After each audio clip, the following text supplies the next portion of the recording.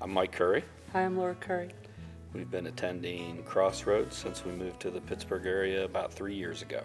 About 12, 13 years ago, I was going back to school and got interested in trying to pay off our debt. And so I had heard of Financial Peace, and we got the book and kind of did a self-study. Originally, when we planned to pay off all of our debt, we thought it was going to take us about 24 months. At the time, we were not tithing.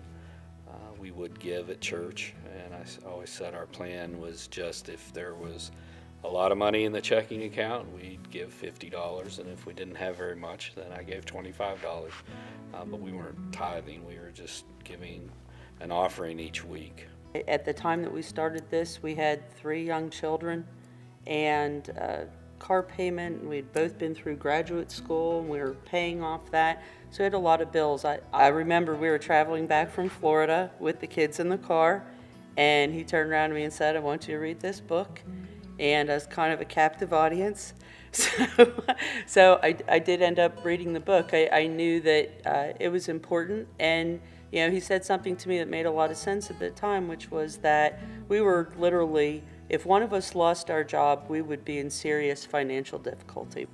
So the program was, it was difficult. I mean, it really caused us to be thoughtful about where we were putting our money. Once we started tithing, there was all this money coming in that we did not expect and wasn't planned for. And when we decided to tithe, we thought that 24 months was going to be extended, when in fact, we ended up paying off all of our debt in 16 months except our mortgage. When we moved up here to Pittsburgh, and we had been using Financial Peace for a very long time, I got a job up here. In the process of this all occurring, we were not attending church down in West Virginia. We actually had picked Crossroads. I basically picked it off of a website and just said we need to go to church, and we're going here, but we were not tithing here. And so in leaving West Virginia, we weren't tithing anywhere. And I guess we kind of knew we weren't tithing. It wasn't just like we forgot. It was easier. We had moved. We had 2 mortgages. We didn't have a home church, really. I mean, we had been here a few times, but so we just kind of had stopped. So the first week that we tithed here,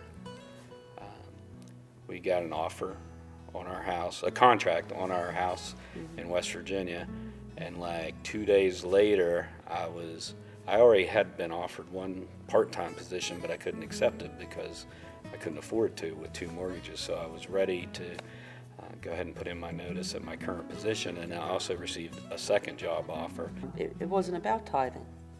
That's not how it started. It was not about tithing. It was about taking your income and using it differently and being disciplined about what was coming to you, and then out of the discipline came the tithing. It was like the icing on the cake.